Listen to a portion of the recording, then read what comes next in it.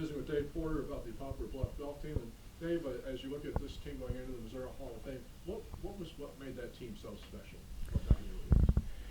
I think talent, commitment, and an understanding of what they wanted to do and how closely knit they were. I'd been coaching for about 13 years before I was a new golf coach, and I'd never seen a total team with the knowledge of exactly what they wanted to do, what it took to get that done, and then fulfill that dream and win a state championship. They were very, very special in so many ways. What was the reason for that? Do you have any idea? Well, Poplar Bluff is a great sports community. I'll mention this later. And at one time, in my 8 years in Poplar Bluff, they had 3 golf courses.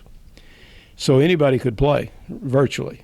And the golf community was welcoming to a golf program to use their facilities and practice and to help any kid that wanted help. Poplar Bluff has a number of state amateur champions and high-level amateur players during that time, and they were very giving of their knowledge and fundamentals that they passed along.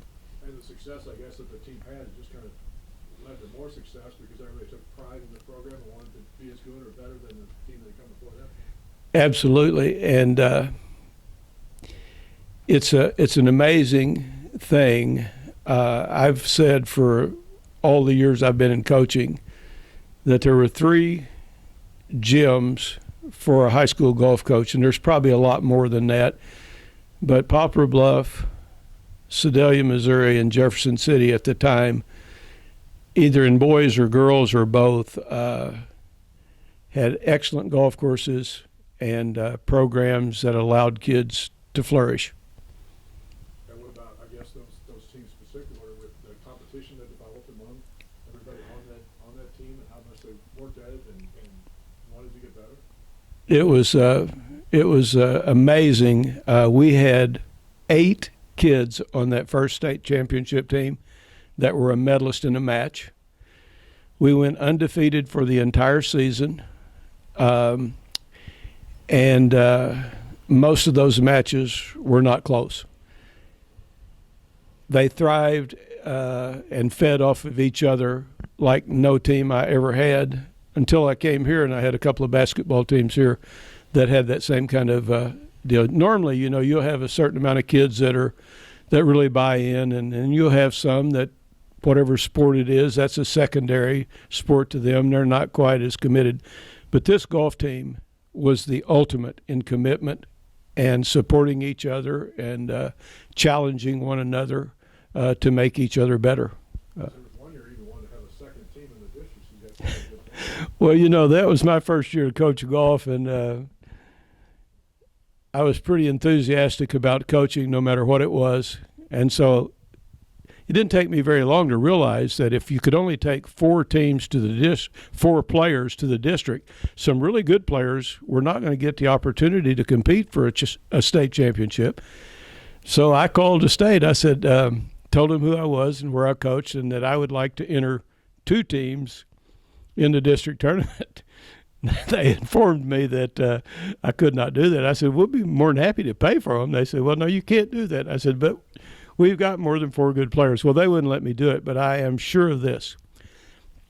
And this is not to take anything away from any of the other teams that were in that district tournament, but if we'd have taken 2 teams, we'd have got first and second. No doubt in my mind. It's nice to see those kids give you a award that was just honored by the Missouri Sports Hall of Fame. I was thrilled to be able to tell those good people at the Sports Hall of Fame that I was very active in the pioneering of that Hall of Fame, which opened as a Missouri Basketball Hall of Fame, or was going to, that how proud I was of the Hall of Fame. I've watched a number of teams, programs, be inducted into that, and I thought, my goodness, they're missing the boat, because the Poplar Bluff golf program has been top-notch for decades upon decades. Tom Hoover was everything at that high school at one time. He was a star athlete. He went on to play golf at LSU. He came back to his hometown and was a teacher, a coach, a principal, an athletic director, eventually I think a superintendent, probably on the school board at some point in time. But he was the guiding light for Westwood Hills Country Club and any young golfer that wanted to play. He would give them the shirt off of his back, as would Buddy Godwin and a number of other great amateur players there. The pro at the country club, late Tom McAfee, the Greens superintendent at the time, Bob Klein, a gentleman by the name of Jim Markle and Jim Parkin, excellent players in their own right. If I needed anything, which I did always, to help these guys, they were available to make it happen. Do you have any favorite stories that stand out that you remember about those guys? Well, I'll tell you one they probably won't appreciate, but I thought it was kind of cool. I was coaching basketball at the time, and our basketball program was good also, and we were either going to win the district or be in competition for it. So the first day of golf practice, I wasn't available, and they were fortunate to bit to get started. So we had our meeting, and I said, okay, so the first day of golf practice, I want you to show up at the gym with gym clothes and running shoes. And they said, really? I said, really? So every day that we practiced basketball, we had a walking track around the top of the gym.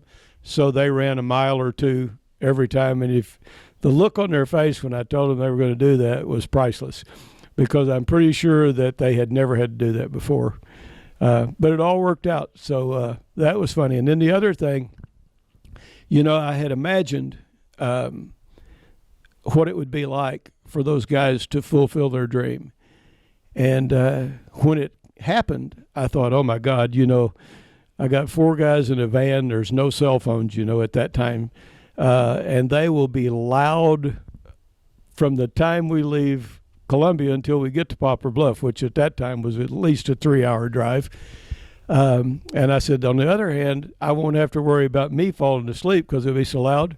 Those guys realized that they had, in fact, fulfilled their dream, and all that hard work had paid off. So we ate, probably at a hamburger place, and they got in the van, and I am betting you that before we got outside the city limits of Columbia, they were all asleep. Mission accomplished. Job well done. You didn't fall asleep, did you? No, I was wired, I was tickled to death, so that was not a problem for me. Can you stop rocking, please? And I guess, was there anything else in the notes then that you wanted to say? Yeah, I covered most of them, but he wanted me to, Congratulations. yeah. Come back to The one he said about they practiced in the morning and Oh, at okay. lunch, I don't think we should go there. I couldn't confirm that. No. But this one is good. Okay. Ford favorite story.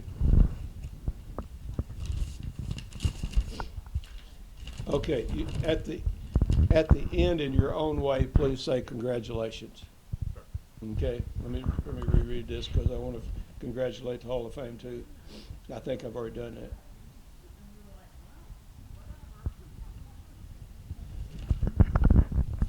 Great. I am so proud that the Missouri Sports Hall of Fame has decided to induct the golf program into the Hall of Fame, and also to honor the city of Poplar Bluff for their contributions to this successful program. Wait just a minute. Okay, I'm ready. I am blessed to have been a small part of the golf program in Poplar Bluff, and am blessed to have coached in Poplar Bluff for 8 years. It's a special place. They're very deserving of being in that Hall of Fame. And I would just like to congratulate all the players of those teams that I coached and those that have followed in their footsteps and won additional state championships, the players, their families, and the city of Poplar Bluff. Congratulations. And then he wants me to read this thing. Okay. This is a paid political announcement. Okay. So, congratulations, Poplar Bluff golfer. Okay, you ready? Yep. Congratulations, golfers, on your induction into the Missouri Sports Hall of Fame.